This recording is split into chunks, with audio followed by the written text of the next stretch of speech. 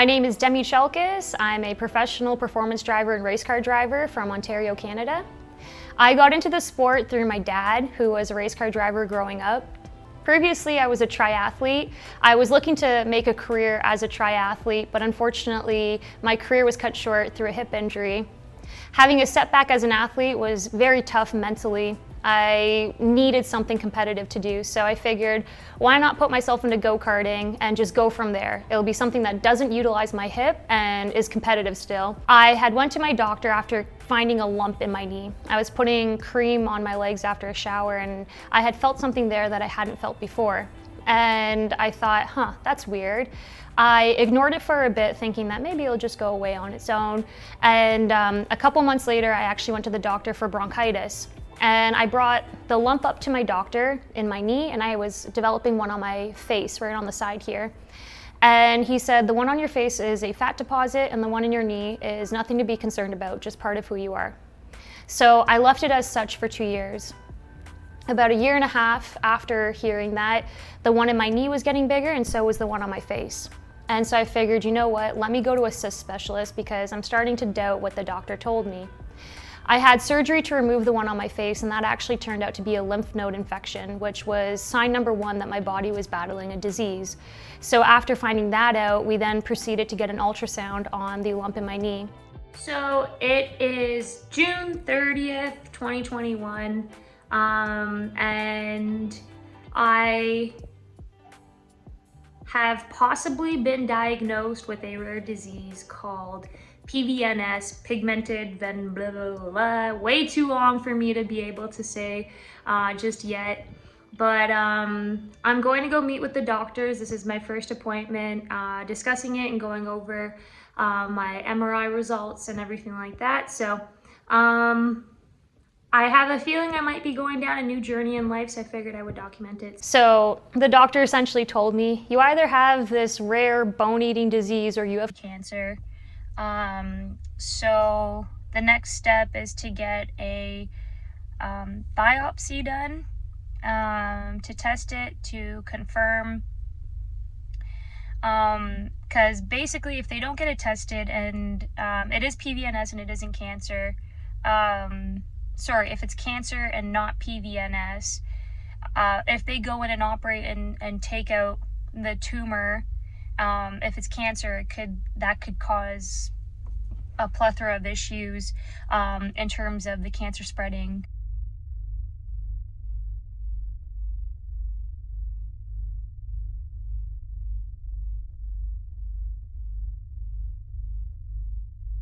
I knew I could control myself and how I went into surgery, so I worked out and I tried to be as physically fit as I possibly could going into surgery, knowing that it would help my recovery time.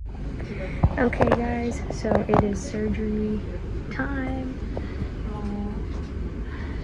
Set to head in to the room to go get the surgery. This will be the last time I see this, hopefully. So I just finished the surgery. This is my knee. The biggest challenge for me personally with having TGCT was definitely the surgery and recovery afterwards. For me, I was training for one of the biggest car races of my career at the time, and having to stop everything and go through the surgery and go through the rehab and being essentially bedridden for a handful of time was definitely the hardest part for me. It's hard for me to slow down.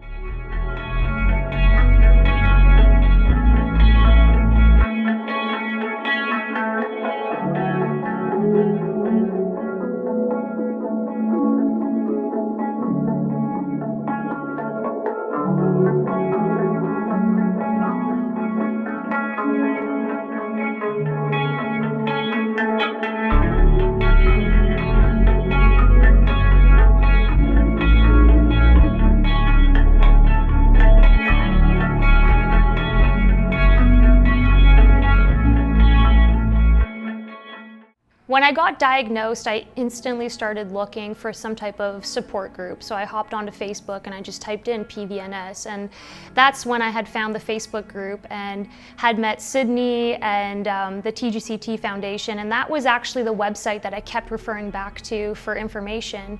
Because it's such a rare disease, it's so hard to find information on it and to find people that have actually dealt with it themselves. So to have found a support group where people could share openly their experiences and find things that I was going through as well, it meant a lot, and it made you feel a little bit more comfortable that everything was going to be okay.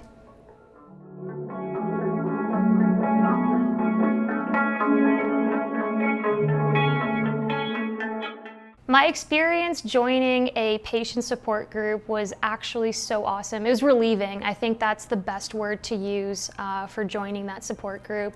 I remember hopping on there and just reading everybody's stories and feeling like I wasn't alone, especially with a disease that's so rare. It makes you feel kind of isolated, like why, where, who has this? I think what was most surprising about my diagnosis with a giant cell tumor was how rare it is and how hard it was kind of to find information on it. I mean, the doctor who I worked with was somewhat familiar with it, but when I asked questions of, you know, will this return? What does my recovery look like? It was hard for him to give answers to that, and it was at no fault of his own. It's just such a rare disease where the doctors don't work with as many patients with it to give you, you know, the full information that you're looking for. So trying to find information was definitely something that was difficult. And again, that's where the TGCT Foundation came into play. But I would say that was the most shocking part of it.